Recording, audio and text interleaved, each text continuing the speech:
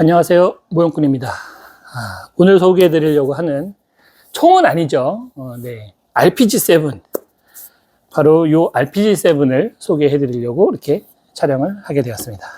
RPG7은 또 작업이 처음이에요. 그래서 매번 이런 말씀도 죄송하지만 이제 소개를 할 만한 작업을 어쨌든 의뢰드가 들어와야 작업을 하니까 이제 소개를 할 만한 총들이 이제 많이 소진이 되다 보니까 이렇게 새로운 거가 들어오지 않으면 저도 영상을 찍을 일이 별로 없어가지고 업데이트가 그러고 있습니다.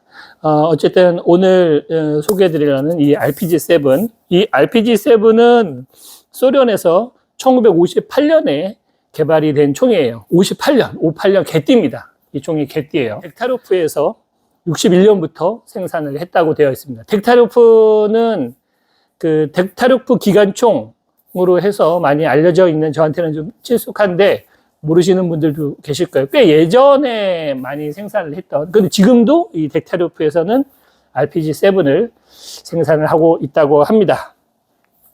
이 RPG7의 원형은 RPG7이 이제 원은 얘기를 못 들었고 2를 파생형으로 해서 계속 개량이 돼서, 그러니까 몇 가지를 만들었다가 RPG2가 제일 괜찮다 싶어가지고 그걸 이제 개량을 해서 7까지 나오게 된 것 같고요. 거기에 대한 자세한 내용은 찾아내지 못했습니다. 전체 무게는 6.3kg, 광학, 그러니까 이 마운트가 달려있지 않은 상태에서는 이제 몸체가 6.83kg라고 하는데 지금 들어보면 거의 그 정도 나오는 것 같아요. 이게 알루미늄을 깎아서 만든 제품이다 보니까 뭐 파이프를 얇게 만들어서 이렇게 되어 있는 게 아니어서 또 이 목재 부분 속이 금속으로 꽉 차 있어요. 그래서 무게가 생각보다 굉장히 무겁게 나갑니다. 재보지는 않았는데 요거를 한번 재가지고 영상 밑에다가 한번 달아 드려야 되겠네요. 요 무게가 실총은 6.3kg고 이제 광학을 PGO7을 달면 6.9kg까지 나간다 라고 되어 있습니다. 우리가 이 별명으로 알라의 요술봉 이렇게 많이 부르잖아요. 그래서 왠지 이제 아랍권에서 많이 쓰고 그러지만 태생이 이제 소련이기 때문에 이 개발은 이제 2차 세계대전 이제 끝나는 무렵부터 이제 생산을 개발을 하기 시작하는데, 처음에는 미군의 바주카포, 라이언 일병 구하기에서 보면 라이언이 풀숲에서 들고 나올 때 쓰는 그 바주카포가 이제 유탄보다도 훨씬 효과가 있으면서 보병에 들고 다닐 수 있는 로켓 런처 정도로 이제 눈길을 좀 끌었나 봐요. 그래서 우리도 저걸 개발을 해야 되겠다. 하지만 이제 바주카포를 가지고 참고를 한 건 아니고, 미국의 바주카포는 개념을 가져왔다고 치고, 그 다음에 실제로는 이제 판저파우스트. 그래서 이 판저파우스트 탄두하고 우리가 알고 있는 이 RPG7의 기본적인 그 PG7V 탄두가 흡사하게 생겼습니다. 되게 닮았잖아요. 그래서 판저파우스트를 많이 참고해서 만들었다. 개념은 바주카에서 가져왔다. 이렇게 생각을 하면 될 겁니다. 사용국은 당연히 이제 아랍권 쪽에 굉장히 많이 쓰고 있는데, 특이한 거는 이제 북한에서도 이 RPG7을 썼습니다. RPG7이다 보니까 북한에서 부르는 이름은 7호 발사관 이렇게 불렀다고 하더라고요. 그리고 우리에게 익숙한 이 RPG7 탄두는 말씀드린 것처럼 이 PG7V라고 하는 그 판저파우스트 비슷하게 옥수처럼 이렇게 생겨 있는, 럭비공처럼 생기기도 한 그 모양이지만, 오늘 소개해 드리려고 하는 총의 가장 중요한 건 탄두입니다. 요렇게 뾰족하고 일자로 생긴 요 탄두를 알루미늄을 통으로 제가 선반으로 깎아서 만든 거예요. 원래는 한 2배 정도 길이가 되고 뒤에 이제 청록색 부분까지 달려 있어야 되는데, 들어갈 수 있는, 이게 비비 샤워다 보니까 들어갈 수 있는 한계 거리가 있어서 거기까지만 딱 들어갈 수 있는 사이즈로 해서 탄두를 제작을 했습니다. 알루미늄을 통으로 깎아서 만들고 세라코트 도장한 다음에 레터링까지 집어넣은 거죠. 이 탄두는 OG7V라고 하는, 그러니까는 PG7V의 이 원래 우리가 알고 있는 탄두하고 다르게, 요거는 이제 그 고폭 파편탄이라고 되어 있더라고요. 이 고폭 파편탄은 보병이나 엄폐물, 비장갑 차량 등에 사용하기 위한 목적으로 제작을 했다고 합니다. 그러니까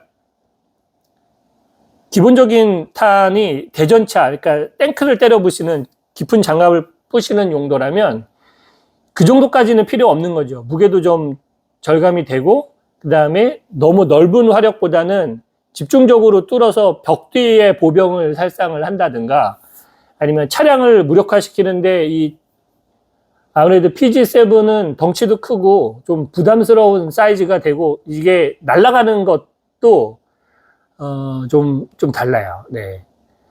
그러고 보면은 저는 굳이 왜 만들었나 싶긴 한데, 왜냐면 얘가 이제 탄도만의 형상의 문제가 아니고, 얘가 로켓 추진으로 발사가 되는 그 전용 추진 로켓 모터가 없습니다.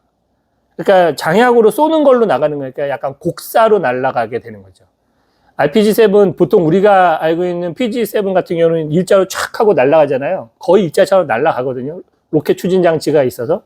얘도 뒤에 이제 날개가 펼쳐가지고 똑같은 모양이긴 한데, 추진체가 이중으로 되어 있는 게 아니어서 그냥 유탄 발사기 쏘듯이 쏘는 겁니다. 그러니까 유탄 정도의 화력을 이 RPG-7으로도 쏠 수 있게 만들어 놓은 것이 아닌가. 네. 저는 그렇게 생각이 들더라고요. 어쨌든 아프간 전투하고 체첸 전투에서 교훈을 얻어서, 대보병에다 사용하는, 총이 필요하겠다. 이렇게 생각을 한 것 같아요. 어쩌면 얘가 생긴 게 이래서 속도가 빠르려나요? 속도가 빠르면 그럴 수 있죠. 왜냐면 피할 틈이 적으니까. 전차는 아무래도 피하는 속도가 있다 보니까 보병한테는 사용을 하려면, 저는 이제 정확하게는 모르겠습니다. 근데 속도 차이가 좀 있어서 보병용으로 개발하진 않았을까. 그렇지 않으면 사실 잘 이해를 못 하겠어요. 이 RPG-7은 당연히 이제 러시아제이기 때문에 뭐 묘한 이름으로 되어 있는데 저는 발음을 잘 못 하겠더라고요. 어쨌든 그걸 미국식으로도 RPG-7이라고 부르는데, 그게 이제 로켓 프로펄드 그레네이드. 그래서 그 스펠링이 희한하게 RPG가 나오기는 나오더라고요. 미국식도. 그렇게 미국에서는 부르지만, 뭐 카운타크, 쿤타치 이렇게 막 미국식으로, 한국식으로 막 섞어서 부르는 거기 때문에 우리는 그냥 RPG-7만 알면 되지 않을까. 제품 자체는 사실 제가 물어봤어야 되는데 어디 제품인지 모르겠어요. 어느 제품인지 모르고 작업을 했습니다.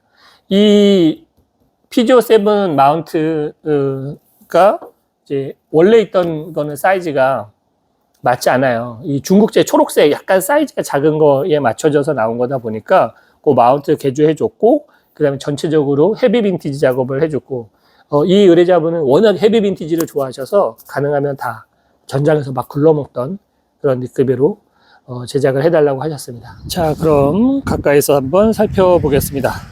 자, 우리가 알고 있는 기본적인 RPG-7 그 모양을 그대로, 예. 스크래치나 빈티지 작업을 충분히 해줬고요. 사실 작업이 굉장히 오래 걸렸어요. 그게 이 목재 때문인데, 목재가 이제 한 덩어리로 붙어 있던 걸 이렇게 쪼개져서 나눠 있는 모양대로 개조한 다음에, 이제 의뢰자분이 이렇게 많이 벗겨진 느낌을 해달라고 하셔서 그 벗겨진 느낌을 표현하는 방법을 좀 찾아내는데 시간이 걸린 데다가, 무엇보다 이 목재 수종이 약간 이 코팅을 하면 붉은색이 나와서, 원래는 좀 허옇게 약간 이렇게 소나무 껍데기나 이런 거 벗겨지는 것처럼 얘처럼 이렇게 밝게 벗겨졌으면 좋았을 텐데 이런 식으로요. 근데 얘는 코팅을 하면 이렇게 붉은색이 나오더라고요. 그래서 뭔가 인위적으로 색이 하나 올라간 것 같은 느낌이 살짝 아쉽긴 합니다. 이제 발사가는 중에서도 이제 방아쇠가 있는 방아쇠 뭉치 쪽에 은색이 많이 드러나도록 작업을 의뢰하셔서, 야외 촬영이다 보니까 조명이 구름이 나왔다 들어갔다 하면 막 색이 바뀌네요.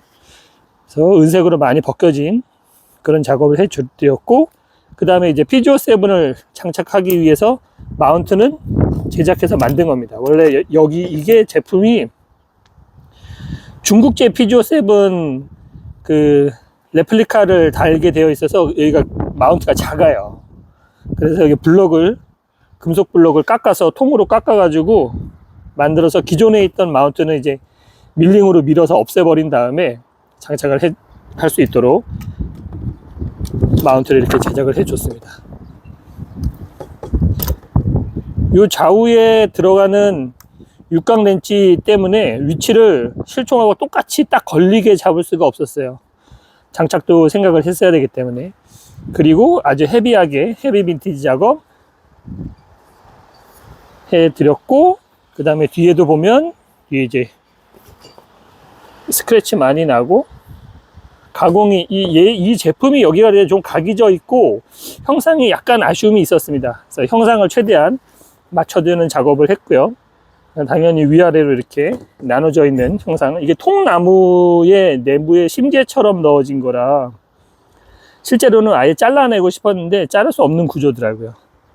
이제 가장 중요한 게 이제 탄두입니다. 우리가 보통 알고 있는 탄두가 기본적으로 이제 PG7V라고 하는 탄두죠. 약간 이렇게 럭비공처럼 생겨 있는. 그런데 요번에는 제작한 게 이제 OG7이라고 바로 요겁니다. 통으로 알루미늄으로 깎아 만들어서 제작하는데 상당히 난이도가 있었어요. 모양도 그렇고, 그리고 이게 원래는 뒤에 길이가 한 요만큼까지 긴 그런 건데, 여기 발사관 내부의 형상 때문에 이렇게 딱 들어가서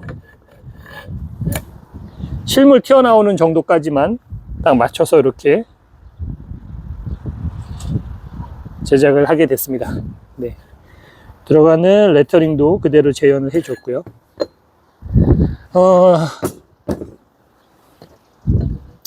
요 탄두에 대해서는 따로 설명을 해야 되겠네요. 어쨌든 외관 작업은 이렇게 되었습니다. 좀 이렇게 이게 야외에서 촬영을 해야 최대한 느낌이 나올 것 같아서 야외에서 이렇게 촬영을 해봤습니다. 뭐 쏴보지는 않았으니까 성능은 모르겠지만, 그리고 어차피 이런 탄두를 껴서 쏘는 용도는 아니잖아요. 그 고객의 취향에 맞춰서 최대한, 목재 하니까 생각이 나는 게, 제가 최근에 그런 얘기를 들은 적이 있어요. 제가 작업하는 목재 스톡이나 이런 게 내부를 코팅을 하지 않는 거에 대한 얘기를 어디서 나왔다고 그러더라고요. 그래서 모형꾼이 작업하는 거는 내부는 칠을 안 하더라. 근데 그렇지는 않고, 저희가 내부만 따로 안 칠하는 게 훨씬 더 어렵습니다. 그런데 내부를 안 칠하는 이유가, 목재 같은 경우에 원형으로 다 쌓여져 있는 거는 다 코팅을 하기는 해요. 코팅 작업을. 그런데 이 AK 같이 이렇게 벌어져 있거나 아니면은 드라구노프처럼 합판을 이렇게 쪼아서 만드는 스톡들이 완전히 다 코팅을 해버리면 이게 갈라지거나, 특히 원목들은 더 많이 쪼개지는 현상이 생겨요.